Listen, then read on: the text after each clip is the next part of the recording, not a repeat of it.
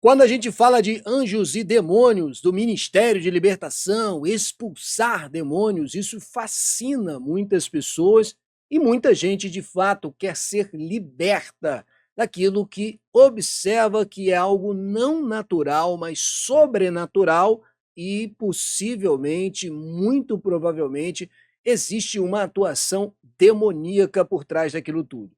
No entanto, quando a gente vai estudando as escrituras, a gente vê que algumas práticas que enfatizam o ministério de libertação puramente e que não trabalham outros aspectos da libertação efetiva das pessoas, quando eles não são praticados pela igreja, não acontece a libertação de fato e até pode piorar a vida da pessoa, porque Jesus disse que saindo o espírito maligno e retornando, vendo essa casa vazia, adornada, leva outros 7 espíritos piores do que ele. E entrando, fazem morada nessa pessoa e o estado dela é pior do que o primeiro momento. Então a gente precisa entender, e no âmbito completo do que é o Ministério de Libertação, e esse texto de 2 Timóteo, capítulo 2, verso 24 ao 26, é o nosso texto verso a verso do estudo de hoje. A gente vai olhar outras escrituras como a gente costuma fazer, mas observando essa dinâmica da efetiva libertação. O texto de 2 Timóteo 2, 24 ao 26 diz o seguinte: ora, é necessário, então é uma condição sine qua non, é uma condição que tem que existir, que o servo do Senhor, então é necessário que quem? Que o ministro, aquele que está ministrando às pessoas, seja num grupo, uma comunidade, na igreja, não se refere apenas ao pastor, aquele que está servindo as pessoas no ministério do evangelho, o servo do Senhor, ele tenha algumas características. A primeira característica é que ele não viva a contender. Eventualmente, a gente vai ter que entrar em debates apologéticos de defesa da fé, inclusive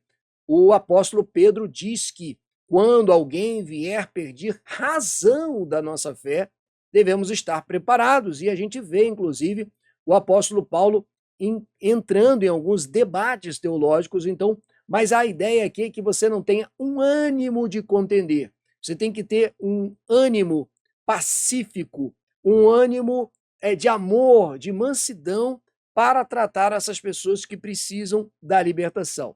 Não viva a contender, e sim deve ser brando, deve ser brando. Esse é o ânimo que a gente está falando, para com todos. Então, seja a comunidade interna ou com todas as pessoas que estão tendo acesso a essa comunidade cristã. Mas ele deve ser também de uma seguinte característica muito importante: apto para instruir. E aqui tem uma chave muito importante para a efetiva libertação dessas pessoas que estão procurando auxílio para a libertação. Esse ministro, nesse ânimo sereno, ele deve ser apto para instruir. Ele deve ser alguém capaz de abrir as escrituras, explicar as escrituras e, consequentemente, viabilizar o acesso para que as pessoas possam conhecer Cristo conforme revelado nas Escrituras. Ou seja, conhecer o Evangelho, porque o Evangelho é Cristo. Então ele tem que ser apto para instruir e ainda se adiciona uma outra característica: paciente. Ou seja, subentende aqui que todas essas pessoas que estão tendo convívio nessa instrução, elas precisam ser pessoas tratadas com paciência, porque são pessoas que estão diante de uma condição, de uma prática, de um estilo de vida que muitas vezes entra em conflito com o próprio evangelho e torna-se difícil a libertação dessas pessoas. O que eu quero dizer aqui é que eu acredito, lógico, no ministério em que a pessoa liberta alguém que está com uma atuação demoníaca nela, mas é importante observar se há uma continuidade disso. Do contrário, é apenas um culto chamado de libertação ou um momento de libertação, mas não ocorreu uma efetiva libertação que é oriunda dessa instrução. Observa que a instrução ela é repetida aqui quando você tem esse seguinte termo, logo depois da instrução, você fala disciplinando com mansidão. Há uma ideia de instrução, há uma ideia de atuar na liderança, de caminhar com a pessoa, ajudando ela na libertação e, novamente, vários outros atributos, disciplinando com mansidão os que se opõem na expectativa, e aí a gente vai entrar na segunda parte, que é a parte que é a tarefa que é exclusiva, monergista de Deus. Então, nesse primeiro ponto, é importante a gente entender isso, que o ministro que vai ajudar as pessoas na efetiva libertação, ele tem que ter essas características de comportamento, ele vai encontrar oposição nas próprias pessoas, no mundo espiritual. Ele tem que entender que o mundo espiritual está influenciando a mente dessas pessoas. Eu vou mostrar isso daqui a pouco nos outros textos. O mundo espiritual, os demônios, o diabo está influenciando, cegando o entendimento dessas pessoas e, consequentemente, elas ficam resistentes ao quê?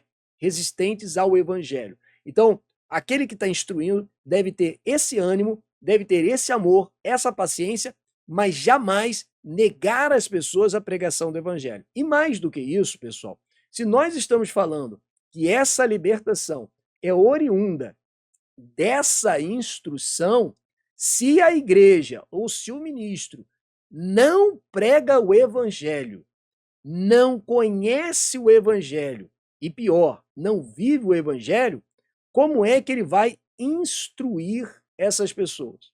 Então, no lugar onde não há pregação do evangelho, não haverá libertação. No lugar em que há a pregação do evangelho, haverá muito menos casos e necessidade de uma libertação dessa natureza que a gente vê muitas vezes da pessoa ser dominada, quase que numa expressão que é até forte da gente colocar, cabe um outro vídeo para a gente explicar, possessa por demônios. Isso é uma expressão muito forte. Então, há necessidade de instrução. Quem liberta é a palavra, a gente conhece muito sobre isso. Agora, uma vez feito isso, nós temos que ver o seguinte, na expectativa, qual é a expectativa, qual é o outro ânimo que esse ministro deve ter? Ele deve estar na expectativa. Se ele está na expectativa, então ele não está no protagonismo. Não é ele que atua, não é ele que produz essa próxima parte aqui. Na expectativa, qual expectativa? De que Deus lhes conceda não só o arrependimento, então vamos entender isso aqui é muito importante. Na expectativa de que Deus é quem concede o arrependimento. É Deus quem dá o arrependimento. O arrependimento, ele é um presente de Deus, fruto dessa regeneração, fruto do novo nascimento. Eu vou daqui a pouco mostrar para vocês que regeneração, novo nascimento, precede a fé. Então Deus precisa operar esse milagre. Agora, como ouvirão se não há quem pregue? Como pregarão se não forem enviados? De sorte que a fé vem pelo ouvir a palavra de Deus. É através da pregação do evangelho que essas pessoas efetivamente serão libertas, porque o evangelho é o meio pelo qual Deus aprova chamar os eleitos. Consequentemente, quando alguém ouvir o evangelho efetivo, Deus, no seu tempo devido, traz essa pessoa, concedendo-lhe a graça do arrependimento. Então, se, por outro lado, o ministro é uma pessoa que não prega o evangelho, ele não conhece, não prega o evangelho, tudo que ele prega é um outro evangelho, um falso evangelho, não haverá libertação.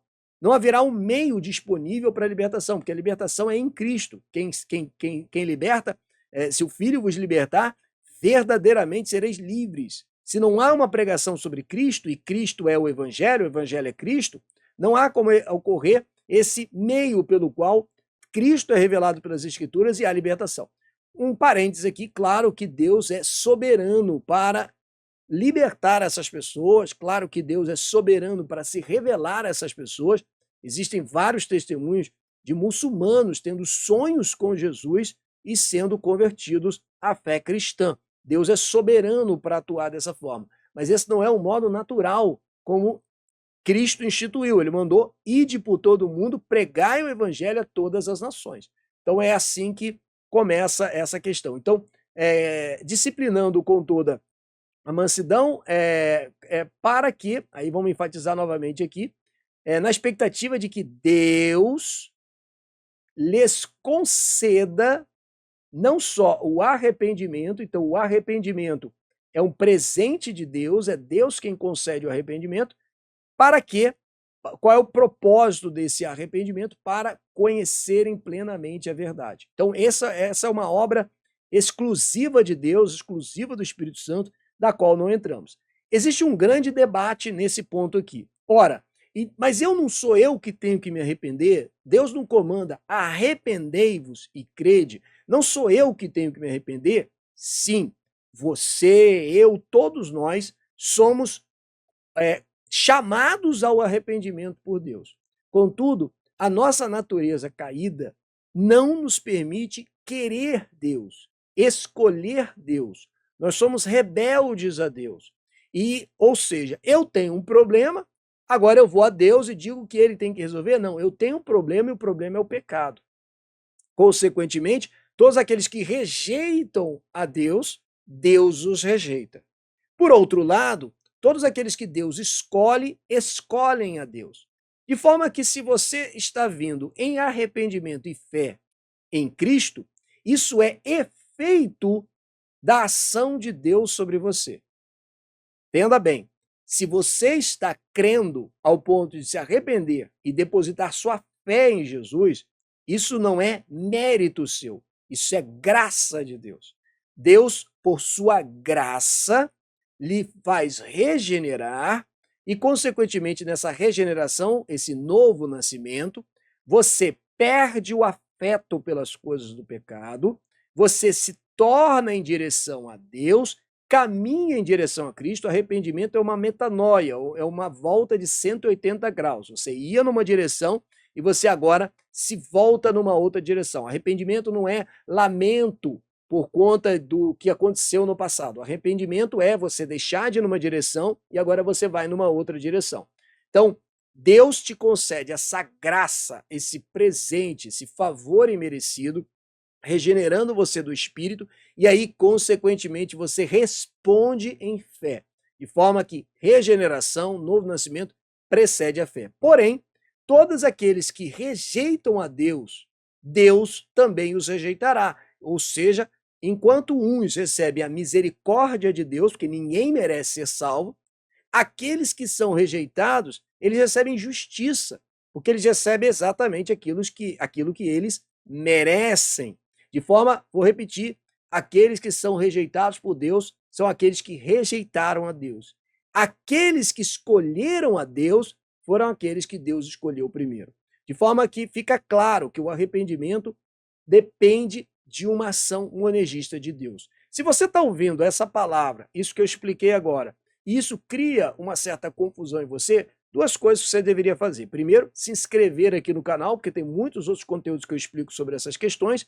E segundo, ficar em paz se você está se arrependendo dos seus pecados e botando a sua fé em Cristo, porque isso mostra que Deus está atuando na sua vida. Então esse é um ponto importante. Agora, a gente vê essa realidade de o inimigo estar atuando de forma a cegar o entendimento das pessoas no texto de 2 Coríntios, capítulo 4, do verso 4 ao verso 5. Eu vou também ler do verso 3 para dar sentido a tudo que está sendo dito aqui, que é o seguinte: mas se o nosso evangelho, olha aqui a instrução do que a gente estava falando lá no texto anterior de Timóteo, se o nosso evangelho, então você está pregando o evangelho, você está fazendo a sua parte. Você, como servo, ministro de Deus, você está ensinando o evangelho, evangelizando, pregando o evangelho, fazendo evangelismo. O importante é isso, você não pode ser um ministro que prega um outro evangelho. Se você é um ministro que prega um evangelho coaching, terapêutico, triunfalista, da prosperidade, todos esses falsos evangelhos que existem por aí, não haverá efetiva libertação. As pessoas vão ficar enganadas. As pessoas vão se associar com Cristo, elas vão andar dentro da igreja, elas vão ser membros da igreja, vão se batizar na igreja, elas vão se sentir até bem de estar num culto, mas não há efetiva libertação. E isso a gente vai ver através dos frutos. Então, se o nosso evangelho ainda está coberto, você está fazendo isso, é para os que se perdem que está encoberto. Percebe como existe aqui a ênfase no fato de que nós estamos sempre sujeitos à misericórdia de Deus de abrir o nosso entendimento, está encoberto, nos quais o Deus deste século, falando sobre, portanto, as forças, o diabo e as forças espirituais da maldade, cegou o entendimento dos incrédulos. Então, lembra quando a gente falou lá no primeiro texto de 2 Timóteo 2, do 24 ao 26, que é necessário que o servo de Deus tenha paciência, mansidão para instruir a todos, porque essas pessoas ainda estão presas a uma série de influências culturais. O mundo todo, o secularismo influencia através dos filmes, da música, da literatura, da cultura, tudo isso que é comandado pelo Deus deste século, esse mundo caído para o pecado, influencia as pessoas e o entendimento dessas pessoas fica bloqueado. Então, quando você faz o trabalho de libertação, você tem uma oportunidade ali no trabalho de libertação de pregar o evangelho para essa pessoa, mas é importante também que a gente entenda. Inclusive, se a gente pegar o texto de Romanos, por exemplo, que fala o que para nós que somos da fé cristã, que a gente teve renovar o nosso entendimento, olha aí, falando de entendimento, e não nos conformar com este mundo. Então, a gente também, no processo de santificação, participa da mesma estrada. Ora, se as pessoas estão passando por libertação, elas também precisam passar pelo entendimento. Percebe como existe, então, uma conexão direta entre você pregar o evangelho e levar as pessoas ao entendimento? Como é que uma igreja que tem pouca palavra, pouco ensino bíblico, pouco estudo bíblico, nas poucas oportunidades que tem de pregação, às vezes no domingo, não prega um evangelho, prega uma mensagem para a pessoa se sentir bem naquela semana, para a pessoa se sentir motivada, um evangelho motivacional, triunfalista, terapêutico, coaching, todas essas deturpações do evangelho, não tem como as pessoas encontrarem efetiva libertação dessa forma.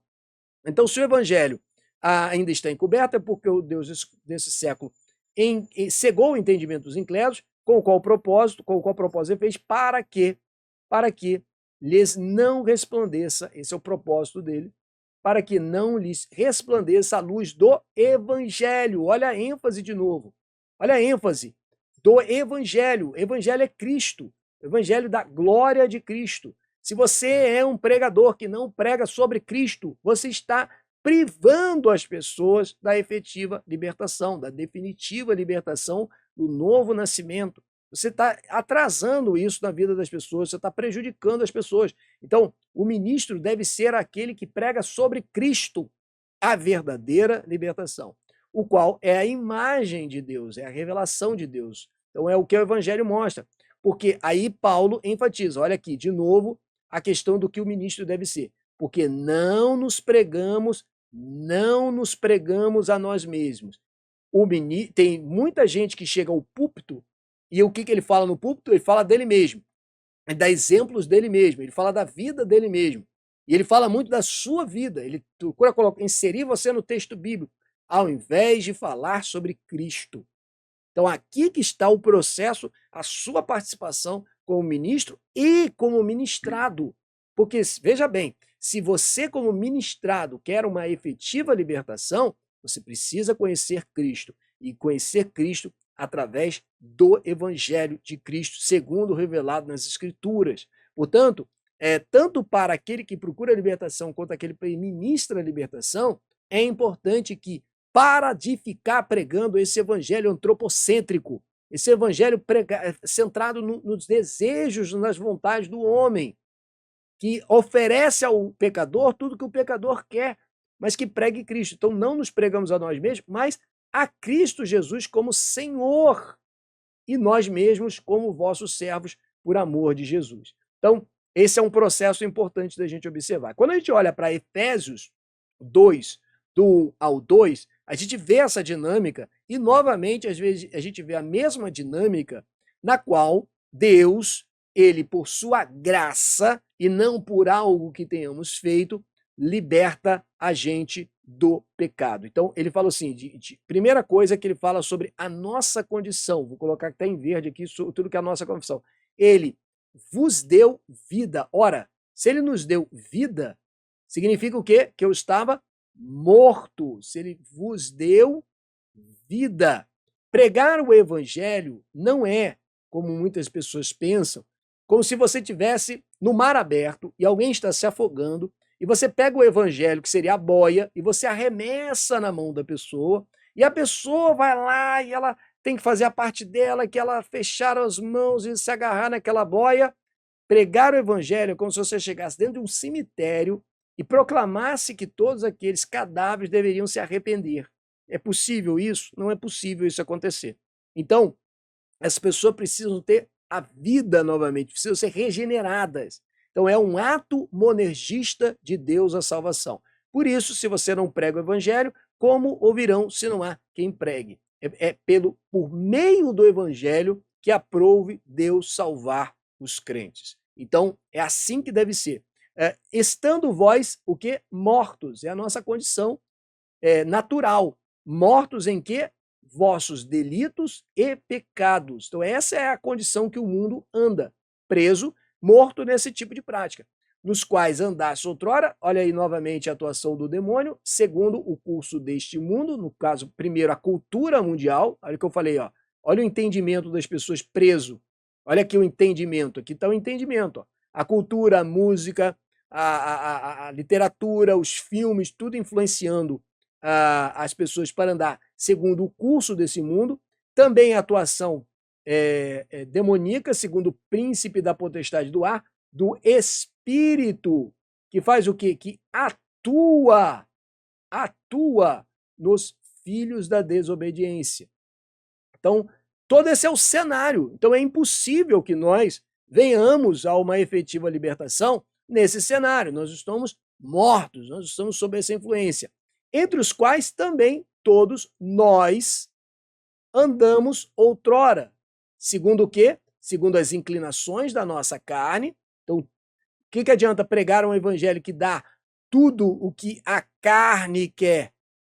Tudo que é triunfalista, que a carne, que a minha natureza humana quer. Um evangelho que promete tudo o que a carne deseja.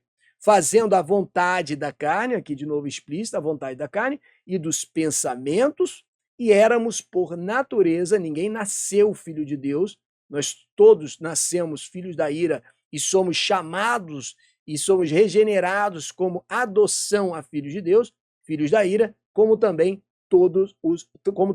os demais. E aí continua no verso 4 ao verso 6, uma outra atuação, agora uma atuação de Deus. Então, nessa situação toda, mas Deus. Então, quem te salva é Deus. Você não se salva. Você é salvo por Deus. E é salvo pela misericórdia de Deus. Então, quem recebe aquilo que eu falei lá no início do nosso estudo, verso a verso, quem rejeita a Deus, Deus o rejeita. Então, isso é justo, isso é justiça. Todos nós que éramos daquela condição que a gente leu, do verso 2 ao verso 3, é justo que nós não sejamos salvos. Quando alguém fala assim, isso é uma pessoa lá numa ilha no meio do Pacífico, ela não ouvir o evangelho, isso é injustiça? Não, não é injustiça, é o filho de Adão aquilo. Assim como qualquer um de nós, não merecemos a salvação. Nós merecemos a justiça de Deus. Agora, Deus, por um ato livre e soberano da sua misericórdia, ele escolhe aqueles que ele quer. Então, se você está vendo que Deus te escolheu, glorifique a Deus, porque não foi por sua força, por sua resolução, por sua capacidade de chegar a essa conclusão, mas porque Deus trouxe vida para você. Você estava morto. Portanto, Deus, sendo rico em misericórdia, por causa do grande amor com que nos amou, percebe como Deus recebe toda a glória? E estando nós, qual era a nossa condição aqui? Voltar à nossa corzinha da condição, estando nós mortos. O que o morto pode fazer pela sua salvação? Nada. Mortos em nossos delitos, nós estamos mortos. E aí, o que aconteceu? Um milagre. Aconteceu um milagre. Deus nos deu vida. E nos deu vida como? Juntamente com Cristo. Então, a morte de Cristo levou à minha morte eterna, e a ressurreição de Jesus trouxe também o motivo para que eu seja ressuscitado no último dia e possa viver a vida eterna. Dessa forma, fica muito claro da gente entender que não tem mérito nenhum em nossa salvação. Pela graça sois salvos. Pela graça sois salvos. Você não tem participação nessa sua salvação. E aí pode virar a pergunta, tudo bem, não tenho participação, mas então eu posso viver do jeito que eu quiser, uma vez salvo, salvo para frente, para sempre? Na verdade, os frutos da sua salvação, os frutos que evidenciam que o Espírito Santo está em você, são evidências e não causa da sua salvação. O que eu quero dizer com isso? É que todo aquele que é salvo vai viver os frutos de salvação. João até escreve falando sobre isso. Ninguém que é nascido da semente de Deus vive na prática do pecado, tem um estilo de vida. O salvo pode cair? Pode. Pode cair e cometer um pecado gravemente? Pode. Mas se ele realmente é resgatado, Deus o resgatará desse estilo de vida. Então, os frutos, as obras, o comportamento são efeito. A tua própria fé é um efeito. Você é salvo pela fé que ele também te concede. Então, da seguinte forma, vou dar um exemplo aqui para vocês. Se eu pedir para vocês aqui, nesse é nosso exemplo, eu sempre dou uma arriscada aqui no nosso caderninho. Se eu chegar para você aqui e falar assim, escreve a primeira letra do teu nome aqui na minha tela. Aí eu tenho lá uma caneta, vamos dizer que a caneta seja azul, você chega lá, o seu primeiro nome é Alberto, você vai chegar aqui e vai escrever um A, tá? Alberto. Aí eu chego para você e falo assim, olha, escreve a primeira letra do seu nome na caneta rosa. E eu não te dou essa caneta rosa. Como é que você vai escrever? Então, Deus nos concede a graça, Deus nos concede essa graça de sermos regenerados e então a gente passa a responder positivamente a Ele. De forma que antes você não podia escrever o seu inicial com a rosa, agora você pode chegar aqui e escrever o A com a letra ou com a caneta rosa, porque Ele te concedeu isso. De forma que é assim que acaba operando as coisas. E juntamente com ele nos ressuscitou, nos fez assentar nos lugares celestiais em Cristo para mostrar nos séculos vindouros a suprema riqueza da sua graça e em bondade para conosco em Cristo, porque, de novo, pela graça sois salvos, mediante a fé, e isso não vem de vós, isso é um dom de Deus. Então, andando aqui no nosso estudo, a gente vai observar essa dinâmica. Por exemplo, quando Jesus está falando em João, capítulo 6, verso 44 ao verso 45. Percebe que nesse estudo eu estou te mostrando uma visão ampliada daquilo que está acontecendo em 2 Timóteo 2, do verso 24 ao verso 25. A gente vai voltar para lá, mas eu estou te mostrando que a libertação efetiva ela acontece através da pregação da palavra, a pregação da palavra centrada no Evangelho, o Evangelho é Cristo, e a efetiva libertação é a regeneração daqueles que são chamados por Deus. De forma que essa é a dinâmica da verdadeira libertação, não negando, novamente eu repito, não negando que se uma pessoa pede oração e ela está sob influência, sob possessão demoníaca, o demônio vai sair em nome de Jesus. Mas é importante que na dinâmica de libertação, tanto aquele que é ministrado quanto o ministrador ou ministrante possam entender essa dinâmica. Então, João 6,44 diz o seguinte, ninguém, então de novo, a nossa condicionante universal, ninguém, riscar até direito aqui que eu risquei por cima, ninguém. Então, quantas pessoas conseguem? Nenhuma. Ninguém pode fazer o quê? Vir a mim. Ninguém pode chegar a Cristo se antes não acontecer qual condição? Ninguém. Existe uma condicional. Qual é a condicional? Se o Pai que me enviou não o trouxer. Então a gente está mergulhando mais a fundo naquele primeiro trecho que fala sobre arrependimento. Deus concede o arrependimento. Se Deus não conceder o arrependimento, se não trouxer, ninguém vem. Porque nós somos o quê? Mortos em delitos e pecados. E eu ressuscitarei no último dia. Agora, esse verbo, a gente vai ler o segundo texto aqui também, que fala, está escrito nos profetas, serão todos ensinados por Deus. Olha aqui, ó. Olha Deus ministrando, o novo nascimento. Serão todos ensinados por Deus. Quem tem ouvidos, ouça o que o Espírito diz às igrejas. Quem tem ouvidos, ouça. Então o Espírito de Deus começa a ministrar na vida daquele que é regenerado, serão todos ensinados por Deus. Portanto, todo aquele que da parte do Pai tem ouvido e aprendido. Da parte de quem? Do Pai. Ué, mas não é o pregador que está ministrando? Isso aqui não é aquela ênfase que eu tenho que pregar o evangelho, eu como um pregador, um ensinador, um mestre, não sou eu que tenho que fazer, é eu ou o Pai que está fazendo. Então percebe que a pregação do evangelho, você está falando a mensagem de Deus, eles estão ouvindo e aprendendo. Olha que instrução. E aí que vem a efetiva libertação. Agora um outro trecho importante para solidificar essa questão do arrependimento concedido por Deus. Se o Pai que me enviou não o trouxer. Isso aqui é um verbo grego que dá muita força ao que está acontecendo aqui. É o verbo helko, que significa o quê? Significa puxar, arrastar ou atrair, ou até compelir.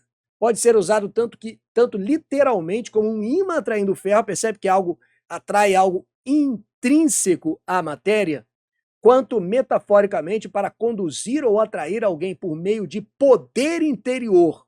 Então algo acontece no seu interior e ele te traz. Quer dizer, compelir, fazer deslocar-se à força, empurrar, impelir, fazer agir sob coação, obrigar e forçar. Você vai ler esse verso também em Atos 16, 19, quando Paulo é arrastado para a prisão.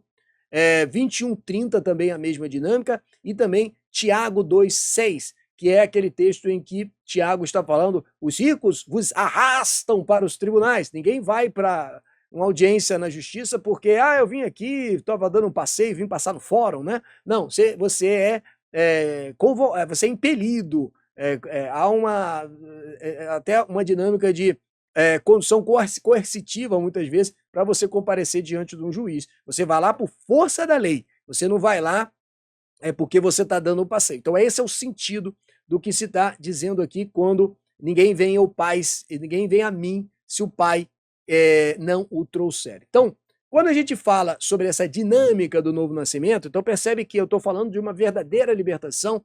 A dinâmica do novo nascimento, Jesus estava explicando para Nicodemos, o mestre da lei, o que está acontecendo com relação ao novo nascimento, à vida eterna. E ele diz o seguinte em João 3, o verso 6 ao verso 10. O que é nascido da carne é carne. Então, de novo, eu vou botar naquela mesma corzinha verde que é a dinâmica do que acontece com a gente. O que é nascido da carne é carne. Então, se eu sou nascido natural, homem natural, como você, pessoa, naturalmente, você é nascido carne da carne. Agora, o que é nascido do espírito é espírito. Então, é necessário um novo nascimento. Não te admire de eu dizer, importa-vos nascer de novo.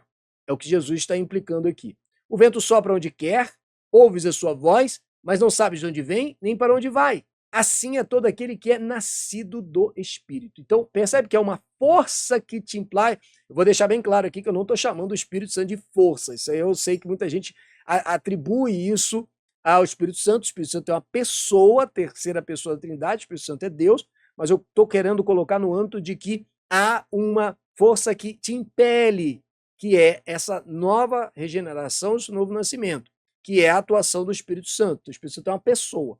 Então, lhe perguntou, Nicodemos ficou achando isso uma novidade. Como pode suceder isso? E acudiu Jesus. Agora, Jesus disse uma coisa muito importante. Olha o que ele diz aqui. Tu és mestre em Israel e não compreendes. Ele fala, tu és mestre em Israel e não compreendes essas coisas. Ué, será que então Nicodemos deveria já saber sobre isso? É isso que Jesus está dizendo? Já que ele é mestre em Israel, ele já deveria saber sobre essa dinâmica? Eu creio que sim, até porque quando a gente lê Ezequiel 36, versos 26 a 27, está aqui profetizado como ocorre a regeneração.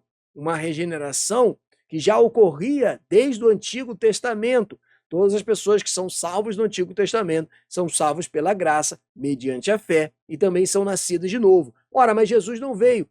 Elas são nascidas de novo a partir, ou melhor dizendo, são justificadas a partir de um sacrifício futuro. Da mesma forma como hoje, quem se converte hoje, crê no Senhor hoje, é justificado por um sacrifício que aconteceu milhares de anos atrás, mais de 2.000 anos atrás. Então, nós somos justificados olhando para trás, eles são justificados no Antigo Testamento olhando para frente, mas a dinâmica é a mesma. Então, ele profetiza da seguinte forma: dar-vos-ei coração novo e porei, percebe aqui o ato monergista de Deus, como a salvação pertence ao Senhor, dar-vos-ei, porei dentro de vós o Espírito novo, tirarei de vós o coração de pedra e vos darei o coração de carne. Eu pergunto, qual é a tua participação nesse processo? Esse processo é um processo monergista. Deus é quem faz todas essas coisas. Ele te dá um coração novo, ele te dá um espírito novo, tira de vós o coração de pedra, aquela condição de incapacidade de compreender, entender e responder positivamente ao Evangelho, o coração de carne. Quem é nascido da carne é carne. E o que ele está concedendo para essas pessoas? Coração novo, espírito novo, nascer do espírito, do novo nascimento, porém, de novo, aqui o ato monergista de Deus, porei dentro de vós o meu espírito e farei que andeis nos meus estatutos e guardeis os meus juízos e os observeis. Olha quantas vezes aqui eu circulei a atuação exclusiva de Deus sobre essa questão. Então, porei dentro de vós o meu espírito. Então, porei dentro de vós o meu espírito, ou dentro de vós estará um espírito demoníaco, a potestade do ar, um espírito das trevas? O que está acontecendo aqui? Está acontecendo um novo nascimento. Então, quando você vem nessa dinâmica de libertação, entra por esse aspecto. Agora, seguindo em frente aqui no nosso estudo, vamos dar uma olhada como que isso acontece efetivamente na era apostólica. Então, em Atos dos Apóstolos, é um texto longo, eu vou destacar só um ponto aqui para vocês, tá? Atos 16, 1 ao 15, fala da conversão de uma mulher chamada Lídia, da cidade de Tiatira, quando o apóstolo Paulo, sua comissão lá, missionária, a comparece. Então fala o seguinte: tendo, pois, navegado de Troade, seguimos em direitura a Samotrácia, no dia seguinte a Neápolis, dali em Filipos, cidade da Macedônia, primeiro distrito de colônia. Nessa cidade permanecemos alguns dias. No sábado saímos da cidade para junto do rio, onde pareceu haver um lugar de oração, assentamo-nos, falamos às mulheres, olha aqui a pregação do evangelho, falamos às mulheres que ali tinham concorrido, e certa mulher chamada Lídia, da cidade de Tiatira, vendedora de púrpura, temente a Deus, nos escutava. A fé vem por ouvir a palavra de Deus. Como ouvirão se não há quem pregue? O Senhor lhe abriu o coração. Quem abriu foi Paulo, que pela sua capacidade de persuasão, foi Paulo, pela sua capacidade de persuasão, pela sua oratória, pela sua dinâmica de ensino, que produziu isso. Foi ele que criou isso? Não. O Senhor lhe abriu o coração para o quê? Entender. Aí vem de novo a questão do entendimento. Entender as coisas que Paulo dizia. Depois de ser batizada, ele e toda a sua casa vos rogou, dizendo: se julgais que sou fiel ao Senhor, entrai na minha casa e ficai, e nos constrangeu a isso. Ainda falando outros textos da era apostólica, em Atos Apóstolos 11, 18, diz o seguinte: ouvindo eles essas coisas, apaziguaram-se, glorificaram a Deus, dizendo, logo também os gentios, as nações, não só os judeus, foi por Deus concedido o arrependimento para a vida. Então, um ato monergista de Deus. O Deus dos nossos pais ressuscitou a Jesus, a quem vós mataste, pendurando no madeiro. Deus, porém, quem fez? Deus. Deus, porém, com a sua destra, o exaltou a príncipe salvador, a fim, qual o propósito? A fim de conceder a Israel o arrependimento e a remissão dos pecados. Quem concede o arrependimento aqui embaixo também é Deus. Então, né, essa é a dinâmica. Bom, isso mostra, portanto, que a regeneração precede a fé. Isso é uma premissa muito importante de você gravar. Regeneração precede a fé, isso aponta para a totalidade da glória de Deus na nossa salvação. Então, voltando agora para o nosso texto original, de 2 Timóteo 2, 24 ao 26, eu tinha parado aqui nessa parte. Deus concede, deixa eu rabiscar de novo que eu rabisquei por cima, Deus lhe concede não só o arrependimento para conhecerem plenamente a verdade, então é Deus quem concede esse arrependimento de forma que o entendimento dessas pessoas é aberto, ou seja, para conhecerem plenamente a verdade, saírem de uma condição de cegueira espiritual, mas também aí vem o restante da libertação.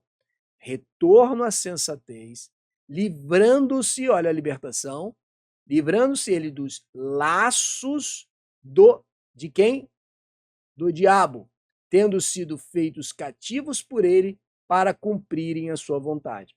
Então, a libertação, de novo, repito, libertação no ato de você orar por alguém, ou melhor, expelir em nome de Jesus uma atuação demoníaca que atua na vida daquela pessoa, é um fato. Mas quando ministramos libertação e quando somos ministrados da libertação, é ouvir o evangelho, instrução da palavra, a pessoa de Cristo conhecida, que vai trazer efetiva e verdadeira libertação.